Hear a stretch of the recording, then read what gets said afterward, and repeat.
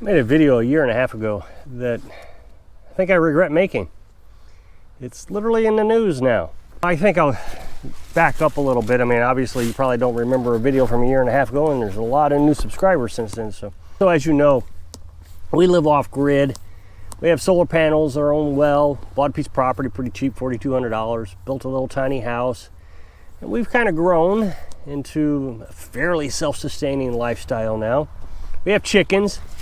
Hopefully this spring we'll have enough chickens that can actually provide us with enough food that we wouldn't necessarily have to go shopping if we didn't want to. Hopefully. Might be a dream, but that's kind of my goal.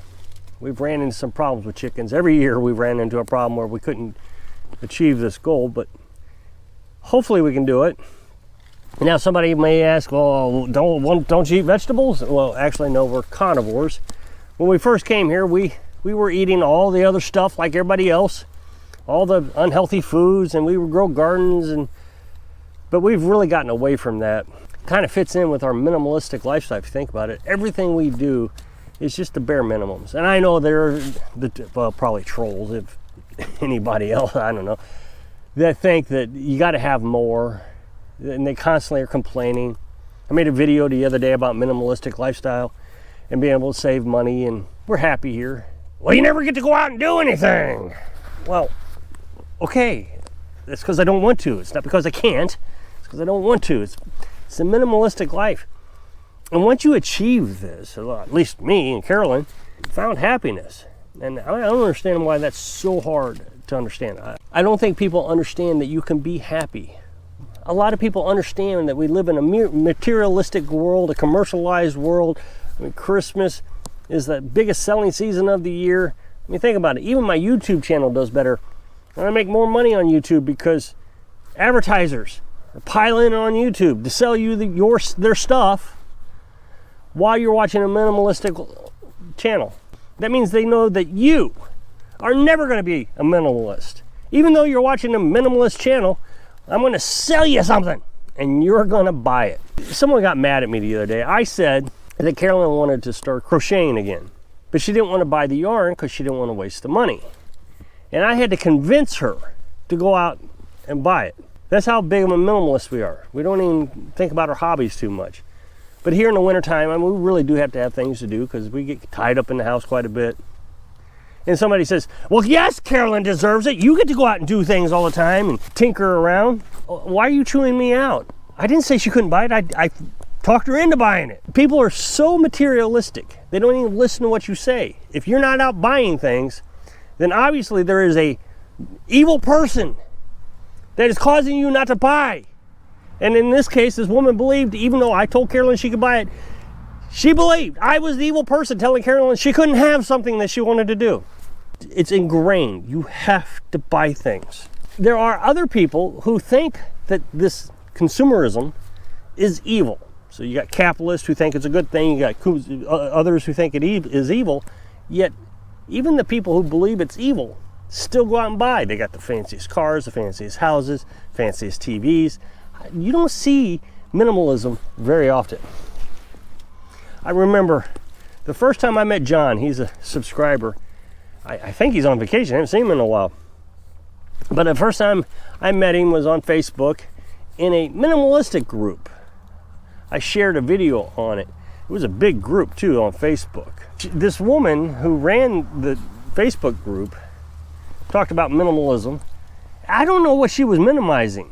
She had a huge house and all the fancy things and all the fancy trims and all the fancy sheets, and I'm not sure what it was that was minimalistic about it.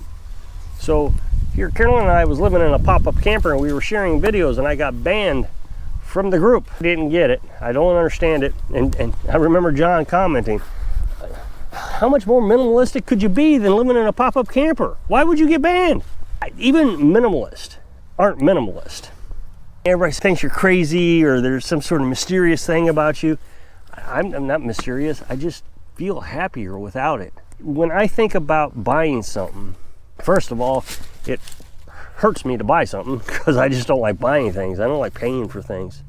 But beyond that, once you have it, then you got to maintain it. Bought a generator, for example, just using stupid things as an example. Generator. I'm constantly filling up with gasoline, changing the oil so we can have electric. It's something that I got to do. Now, you could say, well, just go hook up to the grid. You wouldn't have to worry about it. Well, then I have to go to get a job so I can pay for the electric. But probably a more realistic thing to talk about is the lawnmower. And now I do enjoy having that lawnmower. We got a big yard here that I like to keep cut. And I cut it about every 2 to 3 weeks because I don't want to use a lot of gas and I don't want to wear it out. See, this is how minimalists think. They don't want to wear something out. I was talking about laundry with Carolyn the other day, and I said, well, you just do 2 loads instead of 1 big load. She says, well, then you got to run the motor more. See, that's how minimalists think. There's no reason to run the motor more if it can handle a load of a certain size, if you're not overloading it. But the lawnmower, in the wintertime, I don't hardly use it at all. So it's something else I got to maintain. I got to look after. I got to make sure that it's got gas treatment in it. I got to come down, make sure the battery is in good shape every now and then. I probably should take the battery out and store it in the house, but we have a little tiny house, so I charge the battery about once a month. It's more to maintain, more to deal with, more that can break, more that I got to buy. And for what? It doesn't make you happier to have these things. I know people seem to think it does, but it doesn't. You buy a new car, and even though years down the road, you're still happy with the car, it runs good, it's a good car, it's been dependable, but it definitely doesn't have the feeling that it had when you first bought it. You're always buying something to get that feeling. One of the things that I can attribute to our minimalistic lifestyle is our food. Now, not only is our food very healthy choice. Now, some people are going to say that's not true. You have to have vegetables and all that. And I'm just not going to argue with you. More and more people every day are becoming carnivores. It's becoming trendy. And I was on it before it was trendy. We only eat meat and eggs, cheese, unprocessed food, no processed foods, no carbs. One of the things that finally got me off all the carbs was there's this chiropractor on YouTube. And he was talking about a symptom of eating too much sugar. And carbs are sugar, could cause blindness. And then there's a psychiatrist, a famous psychiatrist, who said the same thing, that if you eat carbs, it can cause blindness in your eye. So I went blind in my eye. I'm confident it was from steroids, but I thought, wait a minute, maybe it is because of sugar. So I took all the vitamins the chiropractor said, and I said, you only eat meat and no sugar. And now the psychiatrist said I should only eat beef and lamb, but I also eat pork and chicken, so I'm not really following his diet. So that's why I got off sugar totally. And sugar is so addictive. You can't convince people of that. Getting off sugar, I think, was actually harder for me than getting off cigarettes. And the reason it was harder was because I was able to use the vape to get off cigarettes. I had a tool. But when you get off sugar, there's no tool. And you always make an excuse. Oh, I could have 1 soda. We actually switched from drinking a soda a week to a diet soda. And I wasn't a big fan of diet soda, but I found that Pepsi One, and it tasted a lot like RC. So I thought, well, nothing wrong with having a diet soda, until you find out that fake sugar actually makes the body produce insulin just like sugar does, or whatever the thing is, which could hamper my eye repair. But now that we're on a carnivorous diet, I can look at it as part of our minimalistic lifestyle. It is just so much easier to eat only meat. Life is just easier. You go over into the grocery store. I hate the grocery store. Hate the grocery store. I just can't stand the grocery store. People parking in the middle of the aisles, and you gotta walk around them, and then you end up going around another aisle, just come up an aisle, and when you come up the aisle, they're finally coming down the aisle. It's just, I hate the grocery store. But when you're on a carnivorous diet, well, we go to Save a Lot, and we can make a right-hand turn into the store. You know, you walk in the front, and you make a right-hand turn, and you go over to where the meat aisle starts, in this particular Save a Lot that I'm thinking of, and it kind of L-shapes around. You just start at it's the reduced price stuff. So you grab the on sale stuff, and you load the cart up, then you walk over there to make sure you didn't have any extra sales over there. If there's a sale or two, you can pick that up. Then you walk on down a little bit and you pick up the bagged chicken. And so when Carolyn needs to make a decision about supper, that isn't hard either. You got pork, beef, chicken. What do you want? You can almost flip the border for it.